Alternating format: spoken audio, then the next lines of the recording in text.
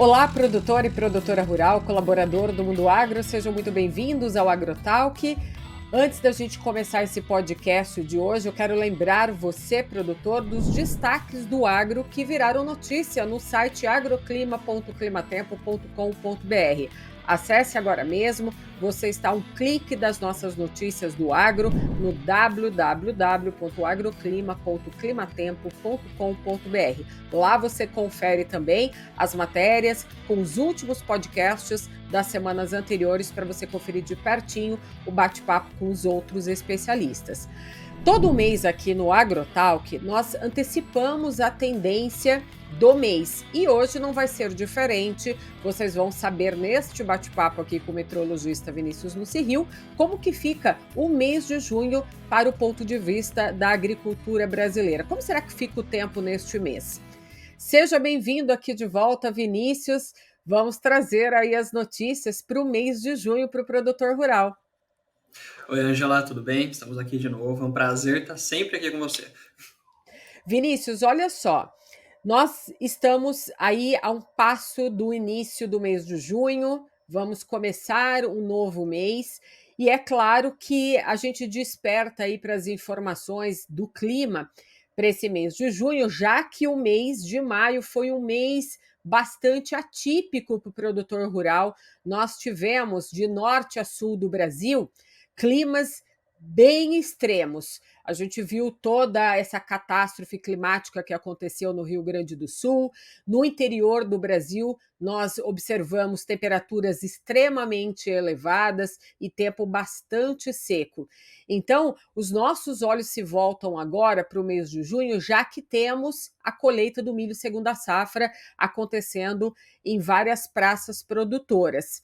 O que você traz para a gente de informação a respeito desse mês de junho, que vai marcar um aspecto muito importante, que é também o final dessa estação outono? Então, Angela, o calor, esse calor excessivo, né, que a gente enfrentou agora durante o mês de maio, ele não deve mais ser observado, pelo menos em boa parte do mês, né? É claro que, assim, vamos ter temperaturas acima da média na maior parte do Brasil ao longo desse mês de junho, mas não estamos esperando uma condição tão anômala quanto o que a gente observou agora nesse último mês de maio, né? Com temperaturas passando dos 34 graus no interior de São Paulo, passando dos 35 no Mato Grosso do Sul, enfim, temperaturas muito atípicas, né, para essa época, que perduraram aí boa parte do mês.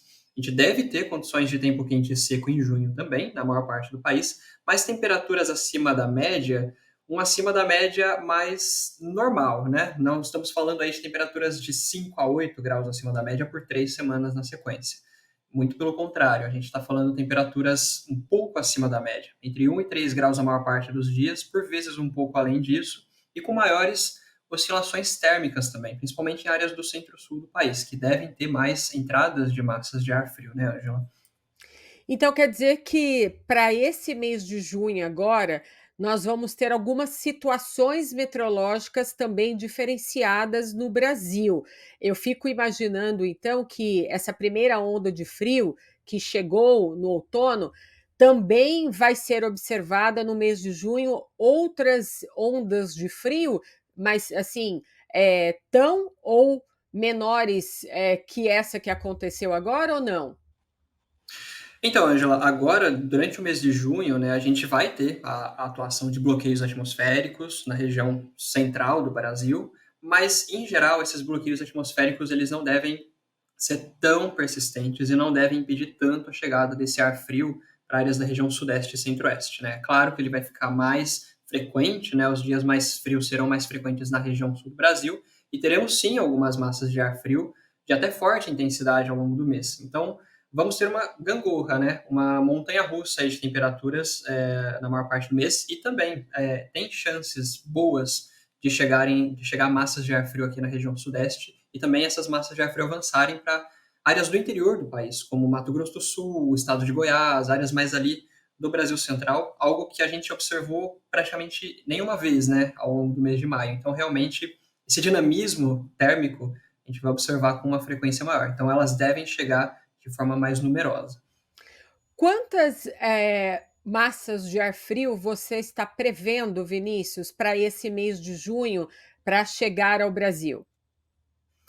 Angela, de 3 a 4, assim, de moderada para forte intensidade ali no Rio Grande do Sul, né, que vão causar alguma queda mais expressiva de temperatura, e algumas dessas podem acabar chegando também em áreas da região sudeste, como o estado de São Paulo, áreas do Triângulo e Sul de Minas, né, Triângulo Mineiro e Sul de Minas, áreas do interior do estado do Rio de Janeiro e também áreas ali do centro-sul de Goiás. Por conta, né, da atuação de grandes massas de ar seco ainda em junho, a gente deve ver a chegada de 2 a 3 dessas, não com tanta intensidade quanto no sul, chegando aí para áreas mais do interior do Brasil. Então, entre 3 e 4 ali mais no sul, né, e entre 2 e 3 um pouco mais a norte, né, pegando regiões sudeste e centro-oeste. Geralmente, quando a gente tem essas massas de ar frio polar com forte intensidade avançando pelo país, ela consegue até chegar em áreas, né, que não são tão comuns, como o Acre, Rondônia, o sul do Amazonas. Há alguma chance de alguma dessas massas atingirem essas áreas também, provocando o fenômeno da friagem?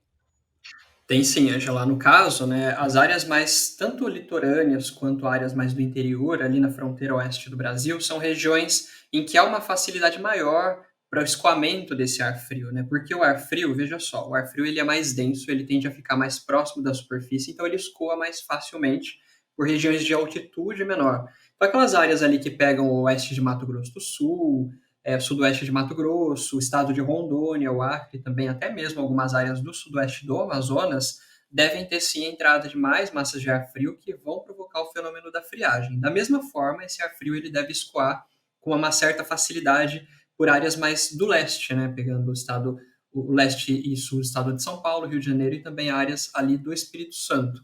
Mas a friagem a gente deve observar novamente algumas vezes em junho. E ainda falando de frio, Vinícius, a gente sabe que essas massas de ar de origem polar, que vão entrando pelo país ao longo de junho, elas também podem provocar, uma hora ou outra, geadas, né? Está previsto para, ao longo desse mês de junho, a ocorrência também de geadas, principalmente no centro-sul do Brasil, até em áreas cafeeiras de Minas? Ângela, a gente tem uma condição boa assim, para ocorrência de geadas, tá? Então tem uma chance elevada de ocorrência de geadas em pelo menos boa parte desses eventos de massa de ar frio que vão chegar, especialmente ali no Rio Grande do Sul, Santa Catarina, áreas do sul do Paraná, que são as áreas mais sujeitas, né, ao fenômeno, e especialmente ainda as áreas mais altas. Então pegando áreas ali a Campanha Gaúcha não é uma região elevada, mas é uma região com temperaturas mais baixas, né? Também a região da Serra Geral, pegando a parte do Rio Grande do Sul e Santa Catarina, aquela região ali mais do meio oeste de Santa Catarina, que é mais elevada, e também mais ao sul do Paraná, a região ali de Palmas, Francisco Beltrão, Pato Branco, estão mais sujeitas à ocorrência de geadas. Mas também temos uma chance aí baixa para moderada, né, ali pelo sul de Mato Grosso do Sul e também em áreas do estado de São Paulo que fazem divisa com o estado do Paraná. E claro, né, regiões mais elevadas ali da região da Serra da Mantiqueira. Tem algum risco ainda para a cultura do café, mas é um risco que ele não é tão elevado nesse momento, tá? Sim. É porque os produtores de café, principalmente ali do sul de Minas, e também do Triângulo Mineiro, eles ficam um pouco apreensivos, porque tem café em desenvolvimento nestas áreas. Então, quando a gente fala de geada para esse produtor rural, ele chega assim, a ficar tão preocupado de perder o sono, já que ele já teve em outros anos problemas com geadas, né? Em anos anteriores, a gente viu até chuva de granizo em áreas cafeeiras que deixou o produtor descapitalizado naquela região. Então, agora, com essa notícia de tendência, né, de massas de ar frio entrando com mais facilidade em junho, já acende o alerta para esse produtor. Mas o melhor que ele tem que fazer, né, Vinícius, é ficar de olho na previsão também semanal, né, que é aquela previsão para ele poder fazer a gestão, né, dessa produção que está em campo em desenvolvimento. Isso mesmo, Angela, porque assim, no longo prazo a gente consegue antecipar uma tendência e falar se tem maior ou menor risco, né, de ocorrência, mas a previsão categórica mesmo a gente acompanha no curto e no médio prazo, né?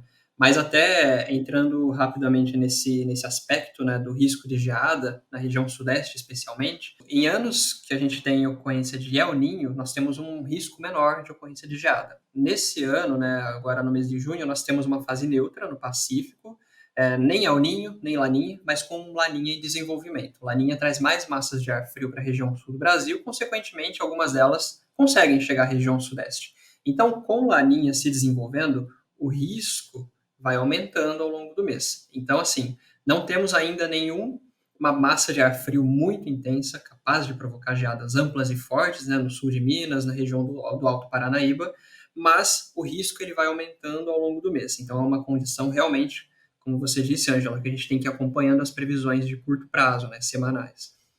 Muito bem lembrado esse ponto que você trouxe para a gente, porque junho, então, já começa nessa fase de neutralidade. Então, não temos mais a influência do fenômeno El Niño, porém, a atmosfera ela responde devagar, né, Vinícius, nessa neutralidade. E vocês já começam a ver, então, essa tendência dessa formação de laninha. Então, a gente pode dizer que pontualmente a gente já está trazendo e falando dessa formação de laninha já há 2, 3 meses atrás aqui nos nossos bate-papos e nas análises que os internautas veem pelo site da Climatempo.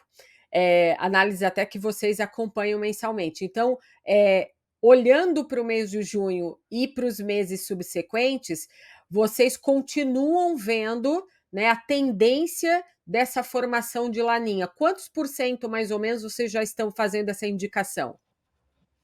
Ângela, agora para o próximo trimestre, né, pegando aí o período de junho até junho, julho, agosto, isso mesmo.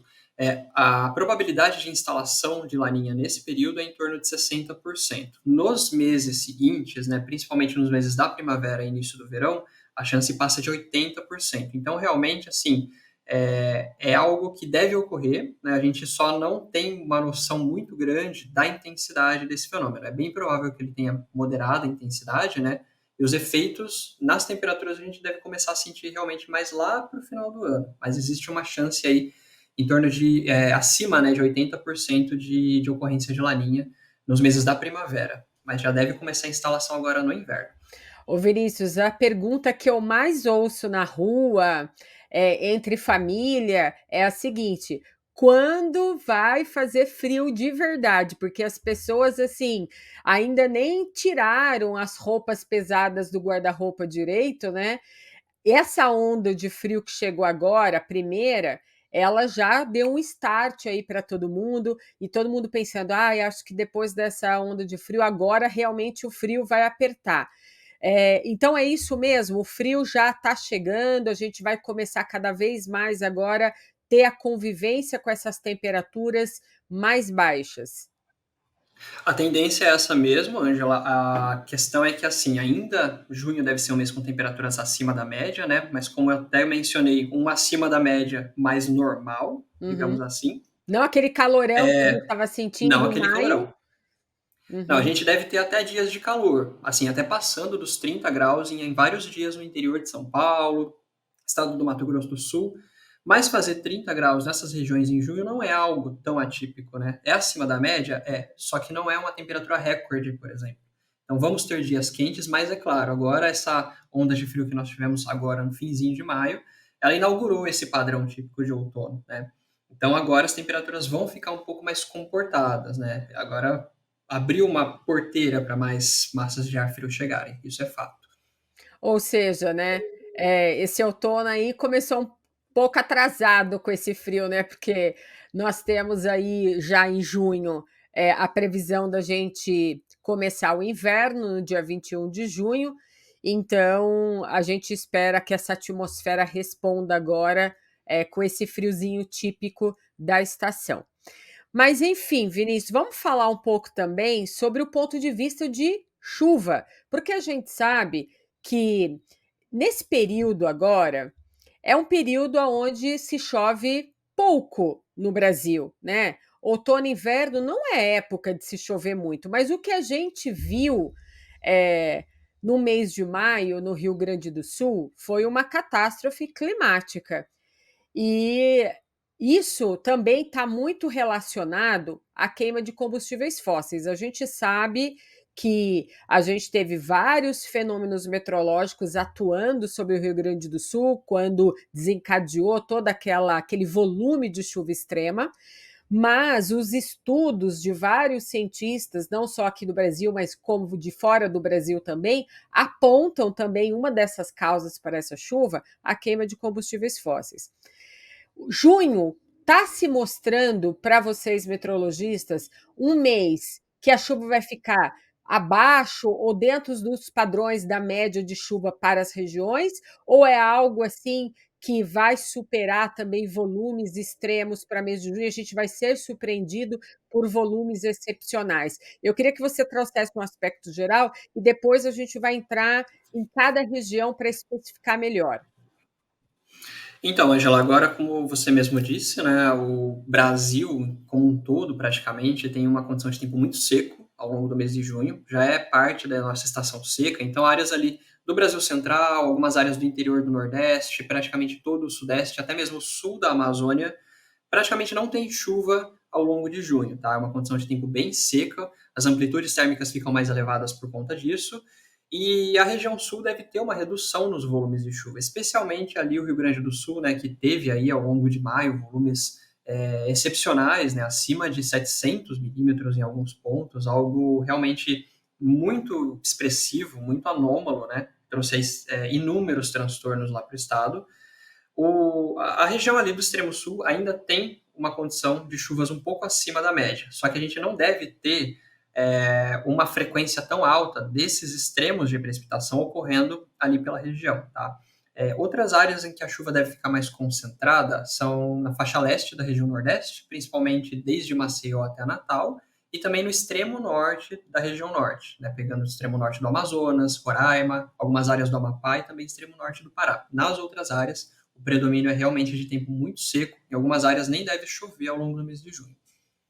E essa chuva que do Nordeste, que você mencionou agora da costa leste, está muito associada a fenômenos e sistemas meteorológicos desta época do ano?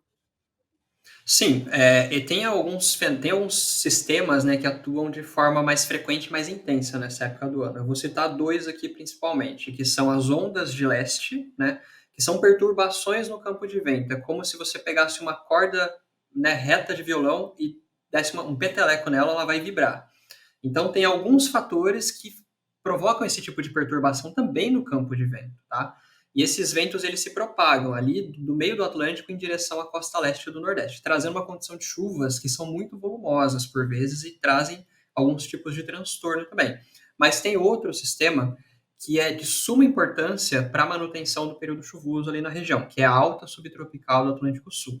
Esse grande sistema de alta pressão que fica ali no sul do Atlântico, ele é semi-permanente, ele ganha intensidade durante os meses do outono e do inverno e se aproxima da costa do Brasil.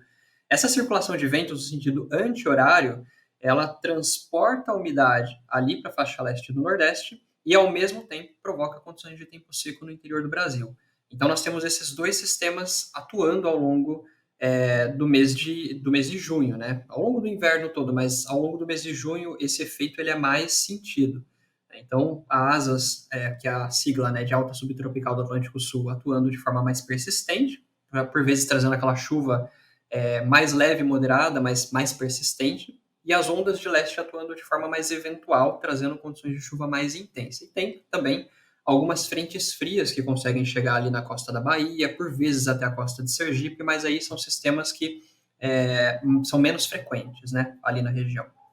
Ou seja, a gente pode resumir aqui para o produtor do Nordeste, aquele que está localizado mais próximo à costa, ele vai observar no mês de junho episódios de chuva, né? Isso não quer dizer que vai chover todos os dias, mas essa chuva ela fica mais concentrada na costa leste. E para quem é produtor do interior, né, do Nordeste, nós temos aí o pessoal do algodão lá no oeste da Bahia, que tá finalizando a colheita, ele vai continuar aí nos próximos dias e nesse início de junho com um tempo mais favorável para essa colheita. Então, não tem risco para que uma chuva muito extrema atrapalhe ou impeça que essas máquinas continuem o avanço da colheita no campo. É isso mesmo, Angela. No oeste da Bahia, né, assim como áreas ali mais do estado de Goiás, Tocantins, não devem ter praticamente nada de chuva ao longo de junho. Então, é tempo bem seco, né? As noites um pouco mais frias por conta justamente do tempo seco, mas as tardes continuam quentes. E praticamente sem chuva ali na região. E a região norte, Vinícius? A região norte ela tem um comportamento diferente? Tem chuvas para acontecer mais ao extremo norte da região? Tem sim, Angela, principalmente áreas do extremo norte do Amazonas, estado de Roraima, que é um mês, né, que chove muito lá no estado. Lembrando que o estado passou por condições de seca severa no início desse ano, até por volta do mês de abril. Temperaturas muito altas também. Agora deve ter alguma condição de chuvas um pouco acima da normalidade. Lembrando que já é um mês que chove muito.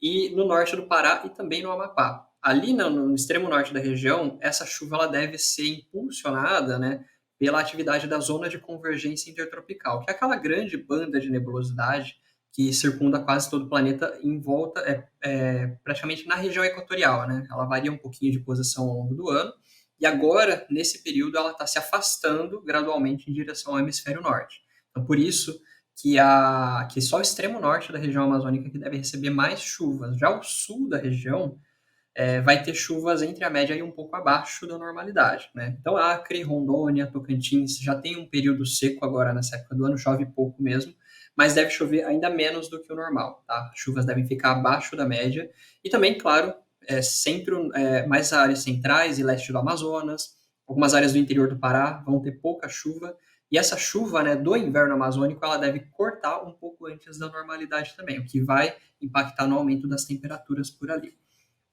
Você mencionou Goiás com pouca chuva. Mato Grosso é um estado produtor muito importante é, em grãos, e Mato Grosso do Sul também tem destaque nessa produção de grãos. Como que fica esses dois estados agora para o mês de junho?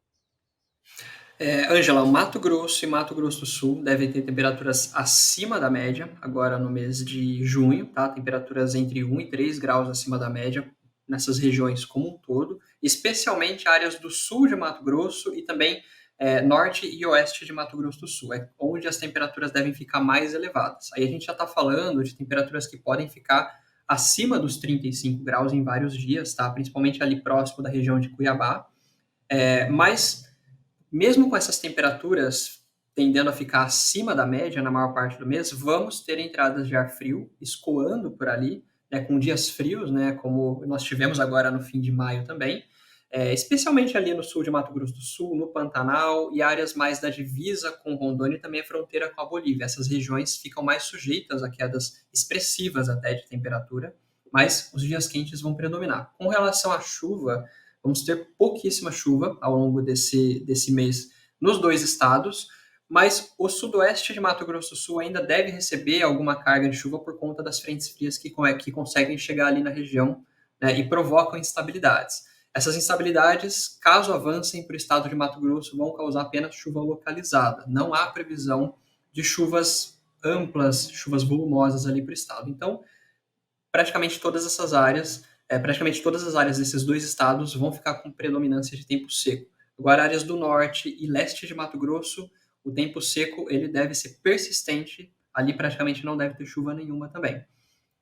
Então, Vinícius, se for querer fugir do friozinho aqui do centro-sul do país, vamos correr então aí para o lado do Mato Grosso e Mato Grosso do Sul, porque eu estou vendo que a predominância ao longo do mês é mais de temperaturas um pouco mais elevadas e tempo seco. Os dias que você mencionou que vai ter previsão de chuva e essa entrada de friozinho é mesmo quando chegar aquelas entradas de massa de ar polar continental que vão conseguir entrar um pouco para dentro desses estados. Aí é só ver a previsão lá no site da Climatempo para não comer bola de chegar lá no dia frio, né? É isso aí, porque realmente, assim, para chuva e frio, principalmente o Mato Grosso do Sul, vai ter que esperar realmente, Mato Grosso também, né? vai ter que esperar realmente a chegada dessas frentes frias. Fora isso, o frio vai ficar restrito a alguns locais apenas por conta do tempo seco e durante as noites, né? Mas durante o dia a temperatura sobe rapidamente. Sim. Então vamos agora para a região sudeste. Temos São Paulo, Rio de Janeiro, Espírito Santo e Minas Gerais. São regiões também com polos produtores importantes pelo interior de São Paulo. Temos Minas Gerais, que a gente mencionou aqui. Temos também o Espírito Santo, a Serra Capixaba, com café também em desenvolvimento. E a gente tem toda a área, né, por mais que seja menor, mas a área agrícola do interior fluminense. Como que fica a previsão de chuva em relação à região sudeste para esse mês de junho? Ângela, a região sudeste deve ter, de modo geral, uma condição de tempo seco predominando ao longo de junho, né? Então, a chuva deve ficar abaixo da média histórica na maior parte do interior de São Paulo, áreas do Triângulo Mineiro, também áreas do interior fluminense e também lá no Espírito Santo. Onde a chuva fica mais próxima da normalidade é apenas no litoral de São Paulo e toda a faixa litorânea do Rio de Janeiro até o extremo sul do litoral do Espírito Santo, tá?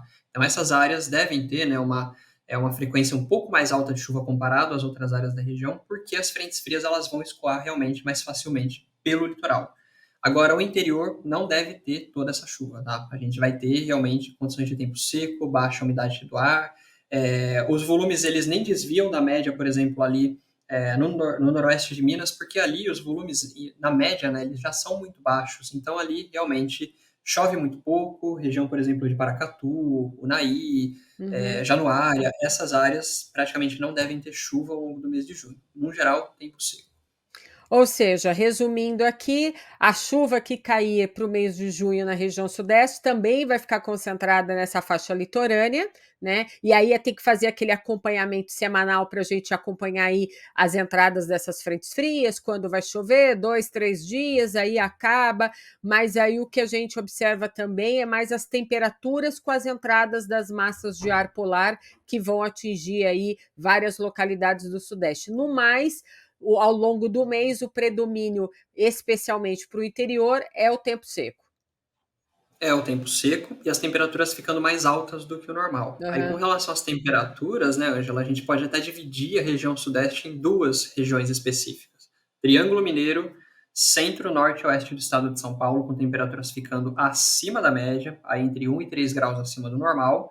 As outras regiões do estado de São Paulo e também mais áreas centrais e do sul de Minas, temperaturas um pouco acima da média, e leste de Minas, eu falei duas, mas três locais, né? Vamos dividir em três, a região sudeste. E áreas mais do leste da região, pegando leste de Minas, interior do Espírito Santo, interior do Rio, a gente vai ter temperaturas dentro da média, tá? Porque as noites elas vão ser mais frias, mas as tardes vão ser um pouco mais quentes. Isso é muito por conta realmente da perda radiativa favorecida pelo tempo seco. E você me lembrou de algo muito importante para a gente mencionar aqui, que é a umidade relativa do ar, porque quando a gente tem tempo bastante seco, com essas temperaturas mais elevadas, acima da média, a gente tem uma perda também dessa umidade relativa do ar, né? Ela começa a cair muito quando as tardes estão muito quentes e secas. Em geral, as tardes quentes desse período outono e inverno, elas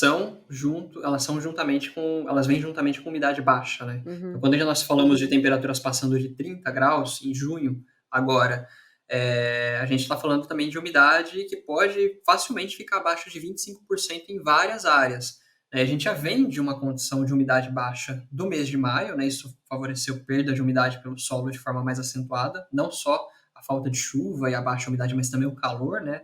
E também o fato de nós termos uma quantia baixa de umidade no solo, isso também deixa o ar mais seco com o tempo, tá? Então, realmente, a umidade do ar baixa vai ser algo que a gente vai sentir bastante agora durante esse mês. Muito bem. Eu deixei aqui a região sul por último, Vinícius, porque é uma região que está sobre o olhar, né, de todos aí. Essa catástrofe climática observada no mês de maio, ela ainda vai perdurar, né, principalmente sobre o Rio Grande do Sul e alguns pontos de Santa Catarina, que também a gente observou que agora recentemente teve chuvas bastante elevadas, não tanto quanto o Rio Grande do Sul naqueles dias, mas qualquer chuva ali, né, muito mais volumosa também traz alguns problemas. Então a região sul ela está agora sobre um olhar muito criterioso, né, do governo, da Defesa Civil, pelo que ocorreu. Como que fica do ponto de vista de chuva? Você já mencionou aqui para nós que já não há tanto risco de chuvas volumosas e tão extremas acontecer no mês de junho. O ponto focal para o mês de junho no Rio Grande do Sul, Santa Catarina e Paraná está mais associado às temperaturas baixas, então. Isso, mas a gente ainda tem que ter realmente uma atenção com as chuvas, principalmente em áreas do leste do Rio Grande do Sul e áreas mais do sul de Santa Catarina, porque nessas áreas, Angela, a gente tem uma tendência a chuvas ficando ainda um pouco acima da média durante junho, tá? E, assim, até por conta da atuação de mais bloqueios, não tão persistentes, né, sobre a região centro-oeste e sudeste do Brasil, vamos ter um dos ingredientes na região sul para a ocorrência de chuvas que podem, porventura, ser extremas, apesar do risco ser menor do que em maio. Tá? Então, principalmente a primeira quinzena do mês, ainda tem um risco moderado para a ocorrência de chuvas mais fortes, mas a gente vai notar que o tempo, né, entre um evento de chuva e outro, bem provavelmente vai ficar mais espaçado. Então, vamos ter um período, né, de tempo seco entre esses períodos chuvosos em junho. A frequência ela vai diminuindo até porque a gente vai começar a trazer para a região sul, na verdade, a gente vai começar a observar para a região sul um padrão mais típico de laninha. Né? A laninha ela traz uma condição de favorável a estiagens na região sul, mas isso vai se dar gradualmente ao longo dos próximos meses. Tá? Isso a gente vai começar a observar em junho, que ainda é um mês com algum risco, mas em julho, agosto, por exemplo, a tendência é de tempo bem mais seco. Mas realmente o foco, o foco não, mas assim, que a gente dá mais destaque agora para junho são as temperaturas mais baixas, que devem ficar. O mês agora até começa com temperaturas um pouco mais elevadas, mas ao longo do mês vamos ter períodos mais longos com temperatura baixa e até ocorrência de geada. Ou seja, a população ainda gaúcha vai conviver ainda com esses dias, de olhar para esse frio com mais cuidado, com esses pontos aí de chuvas que ainda tem prevista para cair na primeira quinzena, porque tem toda aquela questão, né, Vinícius, que, a água não consegue escoar para fora lá da Baía de Rio Grande e ir para o oceano. E aí tem essa dificuldade, aí tem previsão de mais chuva, e aí tem essa questão do frio, então tem toda essa convivência com esses problemas ainda que vão ainda ser pontos ainda de foco para o governo e para a Defesa Civil estar atenta ali monitorando junto com a nossa equipe também as previsões aí para junho, principalmente para essa primeira quinzena. Isso mesmo. Mas as frentes frias, felizmente, vão conseguir avançar mais. Tá? Então, litoral de Santa Catarina, litoral do Paraná, até mesmo o extremo sul de São Paulo, devem ter mais chuva. Isso é um sinal de que ela não vai ficar confinada ali no Rio Grande do Sul. Vamos ter períodos de chuva forte, volumosa, algo que a gente não gostaria agora, nesse período, né? Porque o Rio Grande do Sul precisa de um período de tempo mais seco para se recuperar, para ter um escoamento maior desses alagamentos, né, dessa água. Mas realmente assim as condições para junho elas são menos piores, né, comparados a maio. O risco ainda existe, né, a gente tem que ficar muito vigilante com relação a essas previsões para as próximas semanas, mas o foco agora fica sendo áreas mais do leste da região que vão ter chuvas mais frequentes e um pouco mais volumosas por conta do avanço maior dessas frentes frias. Você falou do desenvolvimento da laninha e que ela tem essa característica, né, de potencializar as geadas. Fora a geada, a gente tem aquele problema também que eu observo muito na Serra Gaúcha e Catarinense, que é a neblina, né? A dificuldade também dos nevoeiros no início das manhãs, isso dificulta a visibilidade nas estradas. Agora, eu vejo muito isso no mês de julho, né? Mas no mês de junho, você acha que um episódio ou outro pode ser notado nessas áreas serranas? Pode e provavelmente vai ser bem frequente, Angela. A condição de névoa, nevoeiros, né, nessas áreas, principalmente nas encostas, é algo bem comum de acontecer, principalmente durante entradas de massas de ar frio, né? Então, quando elas estão ingressando sobre o estado ali do Rio Grande do Sul, a gente deve ter, sim, a ocorrência de nevoeiros, tá? E também, aquelas primeiras manhãs após a passagem de uma frente fria, ainda tem um pouco de umidade, isso pode gerar condições de nevoeiros não apenas lá na região, na Serra Geral, mas sim nas regiões de vales também no estado do Rio Grande do Sul. Vinícius, para a gente finalizar aqui esse podcast, outro aspecto bastante importante agora nesse mês de junho é que termina o outono em junho, lá pelo dia 21 de junho, e vamos começar a nova estação, que é o inverno.